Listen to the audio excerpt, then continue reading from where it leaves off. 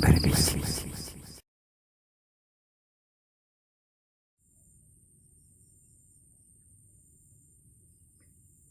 Pada bagian yang kedua malam kemarin, Iwan sudah mulai sadar. Dan ketika dia sadar, disitulah ternyata memang ada satu sosok yang duduk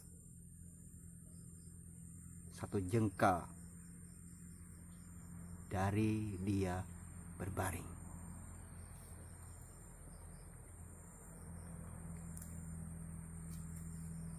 Makhluk yang tidak jelas, baik itu wajah, tetapi cuma menunjukkan bahwa dia adalah berjenis perempuan. Walau tidak diketahui apakah dia si Om yang berubah bentuk menjadi perempuan atau memang ada makhluk lain sebangsa si Om itu.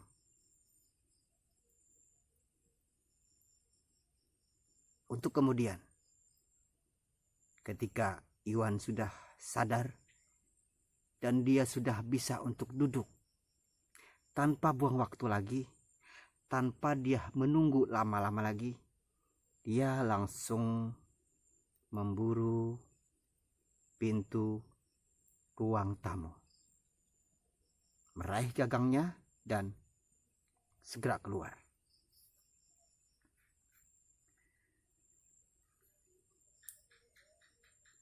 Dia keluar dan langsung menuju ruangan tempat yang mereka boleh tiduri. Ruang di sebelahnya dari bagian rumah itu, seperti yang telah kita jelaskan di video terdahulu.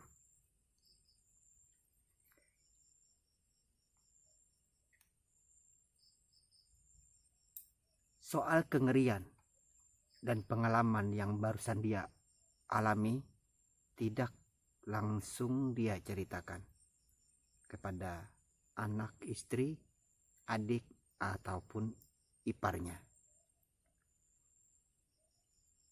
Dia pikir sudah sampai di situ, tapi tidak, masih belum selesai. Dan itu terjadi kemudian di malam setelahnya. Besoknya, tepat pada setelah tengah malam, hampir bertepatan dengan waktu ketika makhluk itu duduk di sampingnya.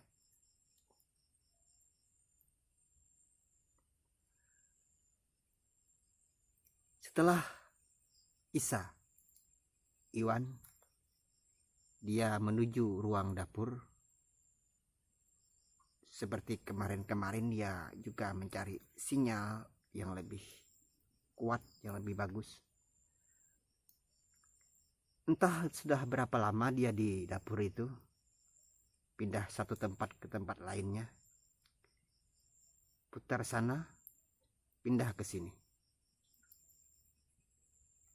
Malam itu ada rasa yang agak sedikit berbeda juga.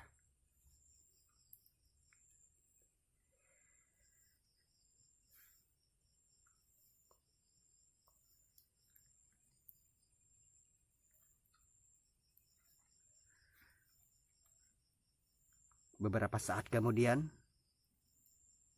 Iwan memutuskan untuk keluar dari ruang dapur, menuju pintu, menuju ruang tepat di depan televisi. Disitulah istrinya tidur. Dapur dan ruang tempat tidur itu memanjang, tak ada sekat kecuali sekat yang memisahkan antara ruang TV dan ruang dapur. Itu pun pintu tanpa daun pintunya, cuma ditutup sama kain untuk memisahkan pandangan orang dari arah depan langsung ke arah dapur. Iwan pelan-pelan dan juga karena tidak terjadi apa-apa dan tidak merasakan apa-apa, baik itu peristiwa kemarin atau suasana yang agak beda malam ini, tidak begitu dia perhatikan. Dia berjalan menuju pintu, menyingkap kain atau tabir yang menutup pintu itu, yang menutup pandangan itu. Istrinya semula tidur, sudah tidur dari awal. Juga anaknya, adiknya, sedang adik iparnya masih mengerjakan apa yang memang dia kerjakan sebagai tukang reparasi. Ahli dia di bidang elektronik. Ketika dia keluar dari ruang dapur, dia menemui atau melihat istrinya sudah duduk bangun.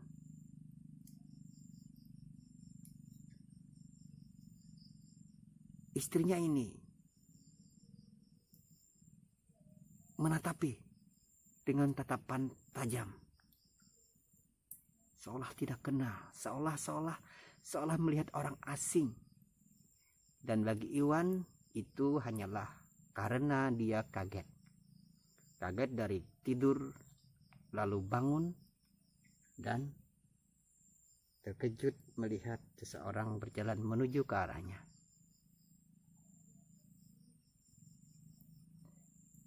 Iwan terus mendekat dan ternyata bukan kaget dalam artian sebenarnya. Si istri Iwan,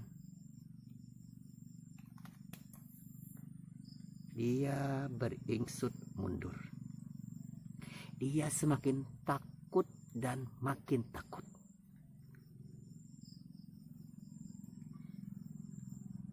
Keanehan mulai bertambah ketika Iwan mendekati. Disitulah istrinya berteriak. Dia menjerit, jeritan yang tidak jelas.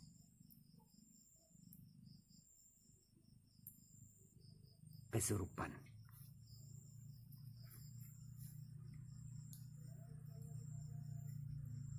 Tidak jelas entah itu perempuan atau laki-laki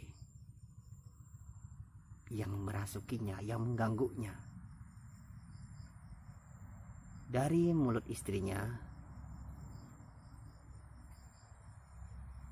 dia mengatakan akan membunuh salah satu di rumah itu, tapi bukan anggota mereka, orang lain, dan entah siapa, entah dari golongan manusia atau dari golongan jin. Dan dia tampak sangat marah dengan alasan yang tidak dipahami.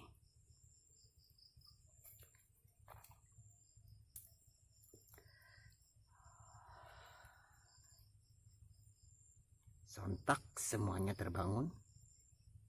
Adik Iwan, adik iparnya, kecuali anak-anak. Anak-anak diamankan untuk menjaga hal-hal yang tidak diinginkan. Mungkin mengamuk atau melempar barang atau apa. Dan ini satu-satunya pengalaman yang pernah Iwan hadapi secara langsung. Melihat orang kesurupan langsung di hadapannya dan dari anggota keluarganya. Tak ada ilmu, tak ada pengetahuan, tak bisa juga meruqyah. Hanya bingung, cemas.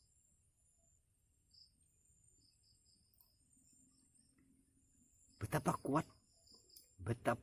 sangat kuatnya tenaga istri Iwan ini. Dia seolah-olah memegang sesuatu di tangannya. Entah apa.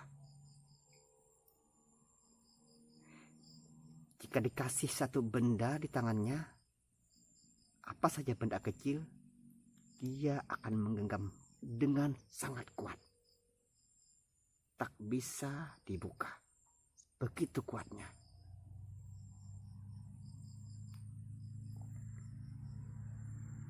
Dan katanya seperti yang pernah kita dengar,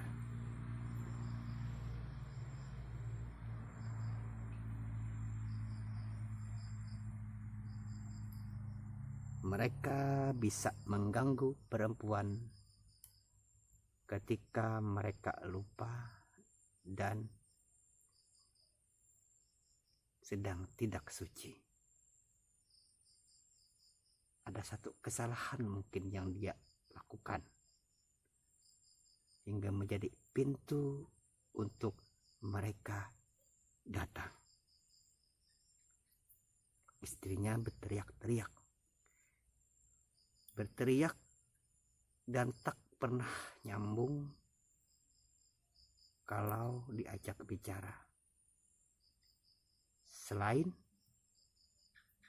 mengulang-ulang kalimatnya bahwa dia akan membunuh salah satu di rumah itu.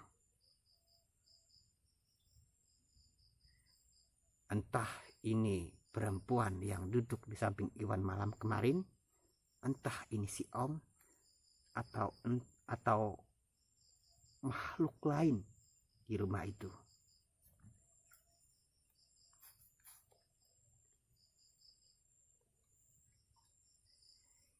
Iwan bingung. Tak tahu apa yang mesti dia lakukan. Dia sudah baca ini, baca itu. Sudah semuanya apa yang dia bisa, apa yang dia ingat. Tak berangsur membaik. Tak membaik.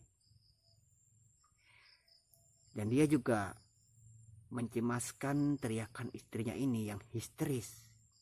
Yang kadang-kadang berteriak melampaui suasana. Sedang saat itu sedang sangat sunyi-sunyinya dan para tetangga sudah tidur. Ini satu kecemasan tersendiri, mengganggu orang dan menimbulkan keributan.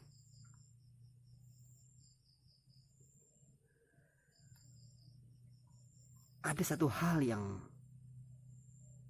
bisa dibilang aneh, bahkan ajaib mungkin. Dalam keadaan Iwan yang tidak tahu cara mengobati, terbersit satu ingatan. Dia ingat pada gurunya.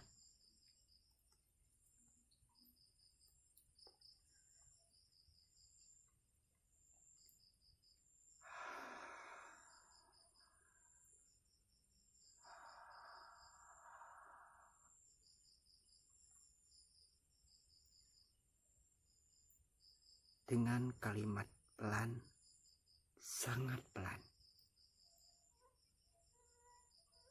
Iwan coba memanggil gurunya. Setelah dia berdoa pada zat yang menguasai alam semesta, langit, bumi, dan di antara keduanya, Iwan mencoba memanggil gurunya. Guru yang masih hidup.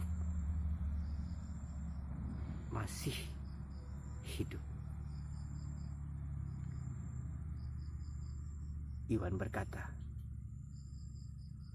"Guru, ayah, sekarang saya dalam keadaan masalah seperti ini dan saya tidak punya ilmu dan pengetahuan tentang ini. Tolonglah saya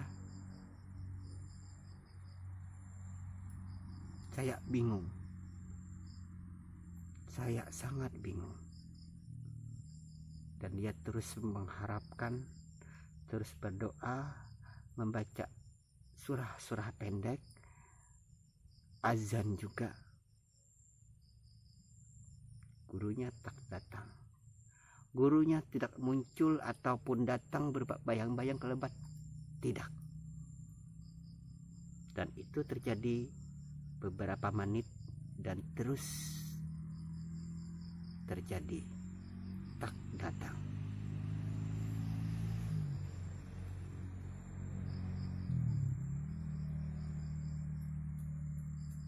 Bukan datang mungkin bukan dengan datang cara sosok, entahlah.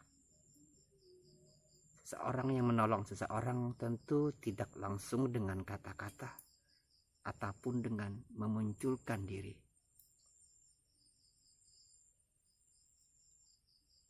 Dan Allah mengizinkan muncullah satu ide. Ide muncul begitu saja pada diri Iwan, seolah berupa suara. Suara itu jika dibahasakan,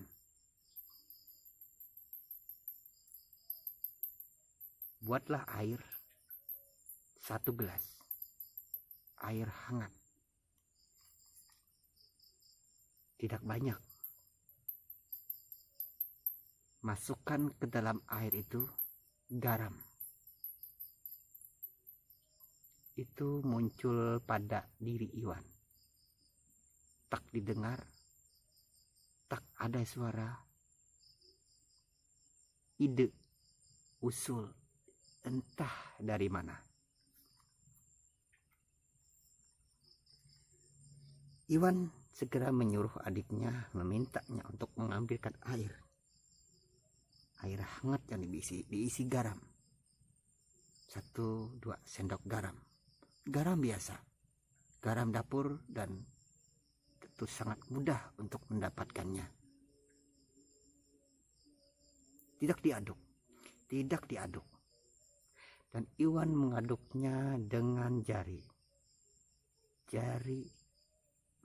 tangan kanan.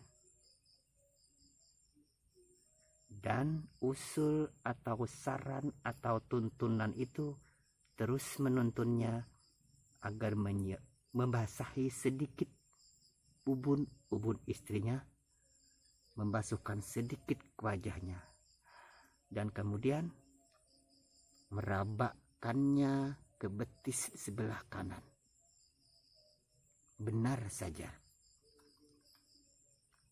ada hangat, ada hawa hangat, dan boleh dibilang panas pada bagian betis.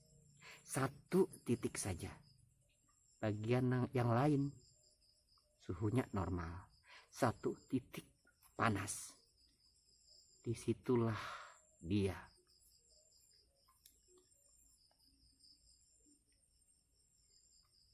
Dengan membaca beberapa ayat yang Iwan hafal, dia membasahi bagian betis itu dengan air garam tadi. Membasahi juga beberapa bagian tubuh, bagian luar. Lalu dia juga meniupkan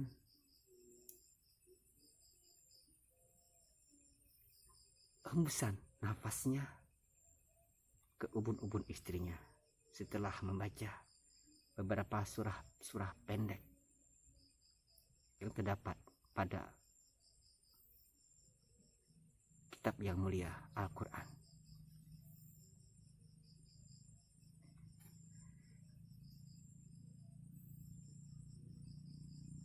Tidak sembuh begitu saja, tidak sembuh.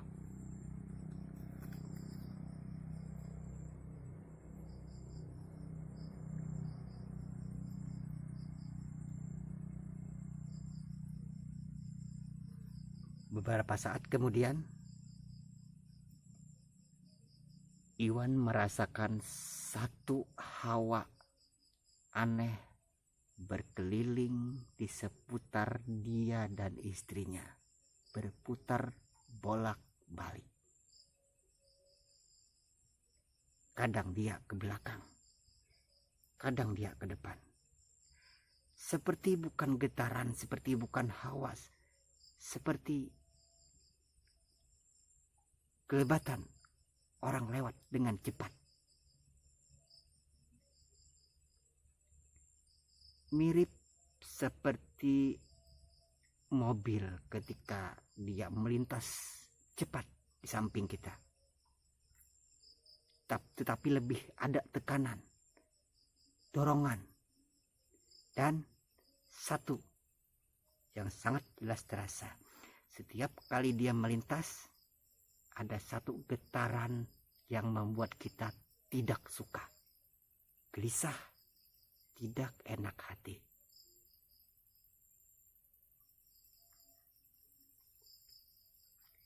Jika Iwan merasakan kelebatan itu melintas dan berada di belakang, Iwan coba untuk pindah duduk, geser ke arah belakang, dan makhluk atau entah atau apa itu kembali terasa dia dengan cepat pindah tempat lain. Di seputar itu, di seputar mereka, di seputar antara dia dan istrinya, berputar dan tetap menjaga jarak. Dia atau entah apa itu, entah makhluk, entah apa, cuma berputar, tak bisa mendekat, dan tetap menjaga jarak. Dan bagi Iwan, dia merasakan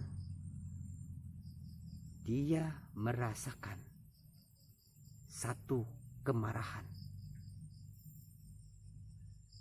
dari benda itu, dari entah apa itu. Seolah-olah dia sedang menatap dengan sangat marah, seolah-olah seperti seseorang yang menginginkan sesuatu dengan sangat dan terhalang, dihalang-halangi. Dia marah dan terus-terusan bergerak dengan sangat cepat, ke depan, ke belakang, ke kiri dan ke kanan, dan terus jaga jarak. Bagi Iwan, tak bisa menjelaskan, tak bisa melihat, hanya merasa.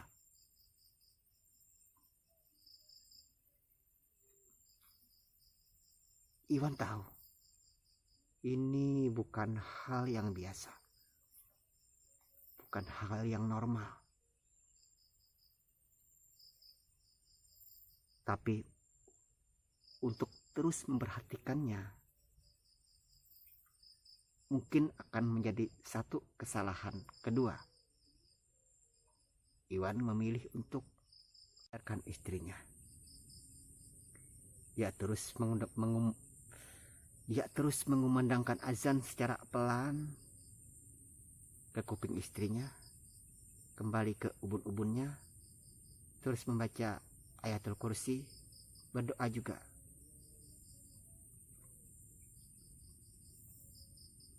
Akhirnya pelan-pelan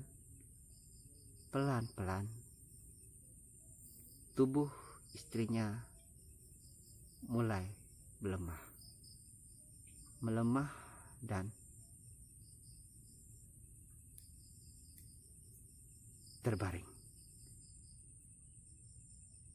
pertanda semua sudah selesai. Sementara itu, sesuatu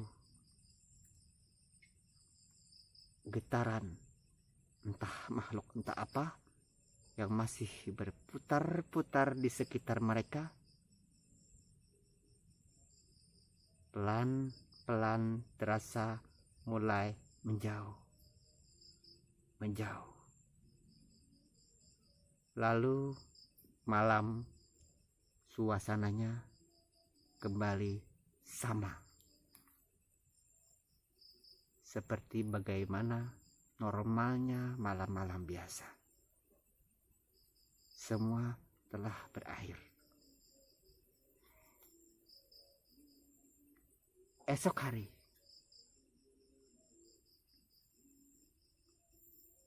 barulah diketahui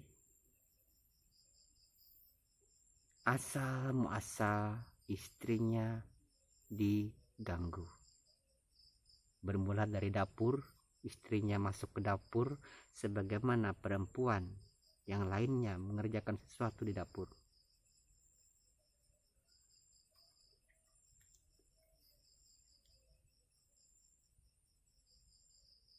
Istrinya membuang sesuatu sembarangan, dan kemudian disitulah mulai terasa betis kanannya terasa panas.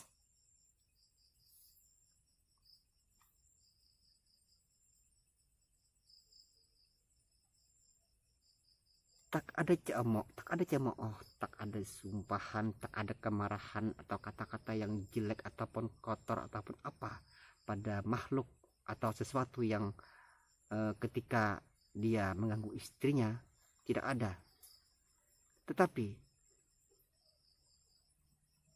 meskipun kalimatnya bagus ataupun tidak menyakiti seperti itu, tetaplah mereka sudah melanggar wilayah. Apapun niatan mereka, mereka adalah mereka di alam mereka, dan kita di alam kita. Tak seorang boleh melanggar wilayah.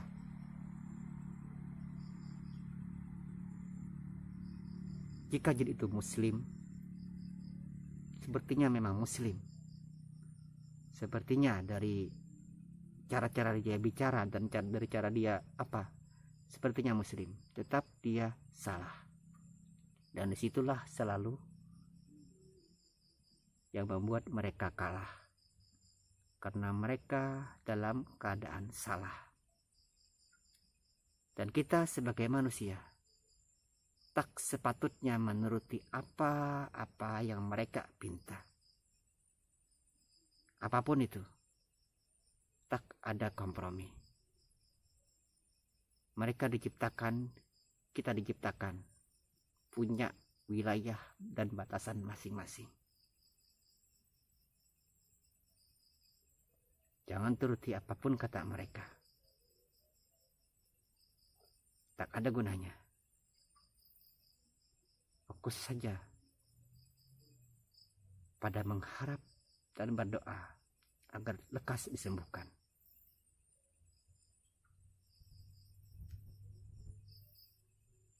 Semoga cerita ini bermanfaat. Intinya, kita tidak menolak keberadaan orang sebelah,